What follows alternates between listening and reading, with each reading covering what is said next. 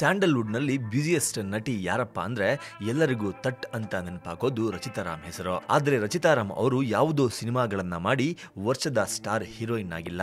ಬದಲಿಗೆ ಅವರು ಮಾಡ್ತಾ ಇರೋದೆಲ್ಲ ಸ್ಟಾರ್ ಸಿನಿಮಾಗಳು. ಈ ವರ್ಷದ ಬಹು ನಿರೀಕ್ಷಿತ ಸಿನಿಮಾಗಳ ಟಾಪ್ 10 ಲಿಸ್ಟ್ ಅಲ್ಲಿ ಇವರ 3 ಸಿನಿಮಾಗಳಿದೆ. ಈ 3 ಸಿನಿಮಾಗಳು ಕೂಡ ಒಂದೇ ತಿಂಗಳ ಅಂತರದಲ್ಲಿ ತೆರೆಗೆ ಬರ್ತಾ ಇದೆ. ಈ ಸಿನಿಮಾಗಳು ಹೀಗೆ ಬ್ಯಾಕ್ ಟು ಬ್ಯಾಕ್ ರಿಲೀಸ್ ಆಗ್ತಾ ಇವೆ ಅನ್ನೋದು ಒಂದು ಕಡೆ ಆದ್ರೆ, ಈಗ 2 ಸಿನಿಮಾಗಳ ಹೊಸ ಸಂಕಟ ಡಿಂಪಲ್ ಕ್ವೀನ್ಗೆ ಕಾಡೋಕೆ ಶುರುವಾಗಿದೆ.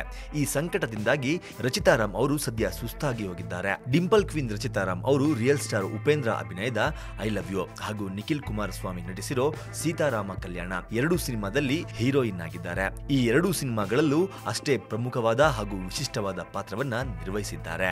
ಇದೀಗ ಈ 2 ಸಿನಿಮಾದ ಬಿಗ್ ಇವೆಂಟ್ಗಳು ಒಂದೇ ದಿನ ಆಯೋಜನೆಗೊಂಡಿವೆ. ಐ ಲವ್ ಯು ಸಿನಿಮಾದ ಆಡಿಯೋ ಲಾಂಚ್ ಇದೇ ಜನವರಿ 19ರಂದು ದಾವಣಗೆರೆಯಲ್ಲಿ ನಡೀತಾ ಇದೆ. ಅಲ್ಲದೆ ಮೈಸೂರಿನಲ್ಲಿ ಸೀತಾರಾಮ ಕಲ್ಯಾಣ ಸಿನಿಮಾದ ಪ್ರೀ ರಿಲೀಸ್ ಇವೆಂಟ್ ಕೂಡ ಅಂದೇ ನಡೀತಾ ಇದೆ.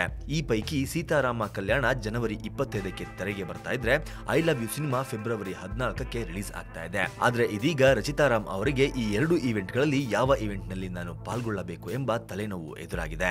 ಒಂದು ವೇಳೆ ಸೀತಾರಾಮ ಕಲ್ಯಾಣ ಸಿನಿಮಾದ ಇವೆಂಟ್ ನಲ್ಲಿ ರಚಿತಾರಾಮ್ ಭಾಗಿಯಾದ್ರೆ ಉಪ್ಪಿ ಫ್ಯಾನ್ಸ್ ರೆಬೆಲ್ ಆಗಬಹುದು, ಅಥವಾ ಐ ಲವ್ ಯು ಸಿನಿಮಾದ ಆಡಿಯೋ ಲಾಂಚ್ ಗೆ ಹೋದ್ರೆ ನಿಖಿಲ್ ಫ್ಯಾನ್ಸ್ ಟ್ರೋಲ್ ಮಾಡಬಹುದು ಅನ್ನೋ ಭಯ ಶುರುವಾಗಿದೆ. ಈ 2 ಟೀಮ್ಗಳು ನಿರ್ಧಾರ ರಚಿತಾರಾಮ್ಗೆ ಬಿಟ್ಟಿದ್ದು ಎಂದು ಹೇಳಿವೆ.